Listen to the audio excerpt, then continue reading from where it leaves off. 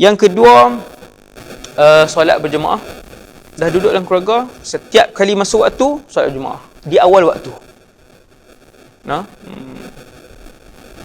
Jadi nak masuk syurga ni mahal kan, bukan harga dia bukannya RM50,000, harga murah. Nak masuk syurga ni mahal, membayar harga dengan menyalahi tuntutan nafsu. Dah kita duduk dalam rumah, tengok jam kan, pukul 1:05. Okey, semua ambil semayang, kita nak solat. Allahu Akbar. Itu ahli keluarga yang insya-Allah ahli keluarga syurga, boleh masuk syurga insya-Allah. Ayah buat keputusan. Ayah tak kuat, ibu bantu.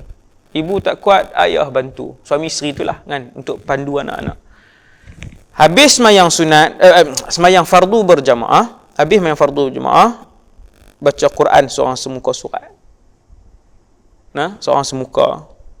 Habis semayang berjamaah, wirid apa semua itulah, baca Quran seorang semuka. Kemudian buka kitab agama.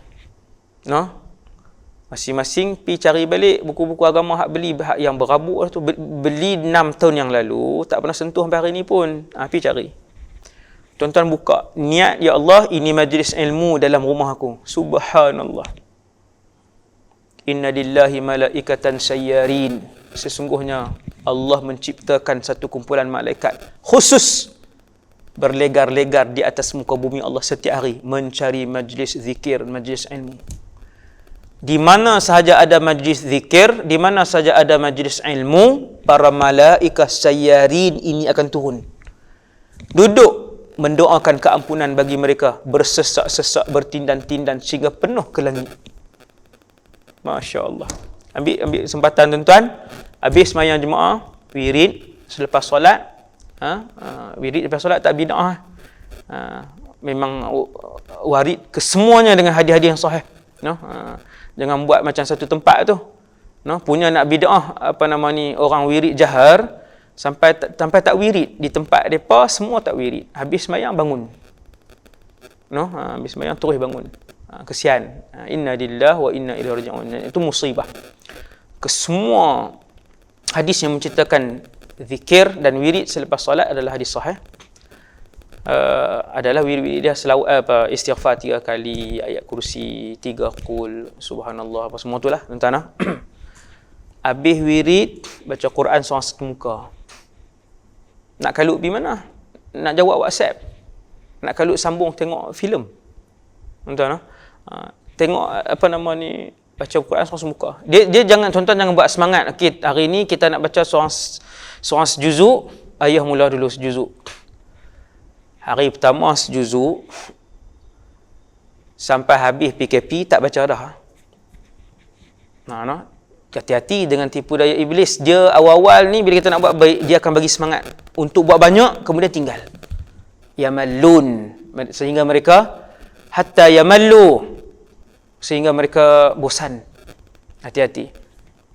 Semuka tuan-tuan, ataupun setengah muka surat baca Quran. Habis baca Quran, ambil buku agama, baca. Ayah baca. Buku tak payah ambil buku fiqh, saya ambil buku Mughnil Muhtaj pula. Kan, itu ambil buku Syarah Qatrin Nada pula. Ambil buku-buku simple, sirah, kisah para sahabat. Buku-buku yang simple, niat nak buat majlis ilmu. Habis berdoa kepada Allah. Doa biar anak-anak dengar, isteri dengar. Ya Allah, ini keluarga kami sedang menunaikan ibadah dan ketaatan kepadamu. Ya Allah, aku sedang mengajak ahli keluarga untuk mentaatimu. Ya Allah, saksikanlah. Ya Allah, kami semua nak masuk syurga. Ya Allah, kami semua takut ke Engkau. Ya Allah, campakkanlah perasaan cinta akhirat ke dalam diri kami. Ya Allah, campakkanlah perasaan cinta Allah dan Rasul, cintamu dan cinta Rasulmu dalam diri aku dan anak-anak aku serta isteri aku. Doa bagi ahli keluarga dengar. Tak boleh bahasa Arab, Ustaz. Tak ada siapa suruh bahasa Arab. Doa bahasa Melayu. Doa bahasa Melayu. Bagi semua dengar, semua amin. Tadi para malaikat hadir majlis kita. Kita buat majlis ilmu dalam rumah kita. para malaikat itu berdoa supaya Allah mengampunkan dosa mereka di dalam majlis itu. Kemudian aktiviti ibadah juga yang boleh dibuat bersama, tuan-tuan sekalian. Nabi ajak untuk baca doa mengelakkan kemudaratan. Bismillahilladzi la yadurru ma'asmihi syai'un fil ardh wala fis sama' wa huwas samiul alim. 3 kali pagi, 3 kali petang. Bila kita sembahyang berjemaah, si ayah tu baca Bismillahilladzi la yadurru ma'asmihi syai'un fil ardi wala fis sama' wa huwas samiul alim. Isteri dengar, anak-anak dengar. Depa pun ikut. Petang, sembahyang maghrib, baca lagi Bismillahilladzi, baca. Itu amalan seterusnya lah. Yang keempat, kelima, keenam saya tak ingat. Kan amalan seterusnya. Kemudian Bismillahilladzi 3 pagi, 3 petang. Yang kedua, untuk menolak kemudaratan, yang saya dah pernah cerita dalam ceramah saya pada hari-hari COVID-19 ni. Yang kedua, a'udzu bikalimatillahi tammat, itu pada waktu malam. Lepas maghrib tambah yang tu, a'udzu bikalimatillahi tammati min syarri ma khalaq, 3 kali. Kan? Ketua keluarga baca, anak-anak ikut, isteri ikut. Tuan-tuan. Dah duduk dalam rumah semua ni, makan sekali lah, tuan-tuan. Apa yang saya sebut untuk buat sekali semua ni, setelah tuan-tuan meneliti satu persatu syarat yang saya bagi tahu tadi ni. Dalam ahli keluarga tu, syarat tadi ni lah yang saya sebut panjang tadi, tak mau ulang dah yang tu. Duduk makan sekali, faedah dan fadilatnya sangatlah banyak. Ketika makan dibenarkan tak bersembang. Dibenarkan bersembang, ada hadis Nabi SAW bersembang dengan ahli keluarga baginda ataupun dengan para sahabat ketika makan. Bukan menghimpun, bersembang dengan ahli keluarga, mengeratkan silaturahim. Ni duduk kat meja makan 6 orang, sengap sunyi. Pasal apa? 3 orang main game, seorang update status, seorang duduk balas WhatsApp. Hasbunallah wa ni'mal wakil. Makan, tanya khabar, tanya perkembangan apa semua sembang kan. Bila Nabi duduk dekat satu orang kanak-kanak, Nabi kata ya ghulam, waktu makan, ya ghulam, samillah, sebut nama Allah bila makan, bismillah. Samillah tu sebut bismillah. Tuan-tuan, bila orang nak makan dia sebut bismillah saja kemudian dia makan, jangan pandang serong dekat dia. Bismillah itu yang sabit. Bismillah. Jangan kita buat macam tu pula. Tak baca pun Allahumma barik lana fima razaqtana. Jadi bismillah pun dah cukup memadai untuk ni.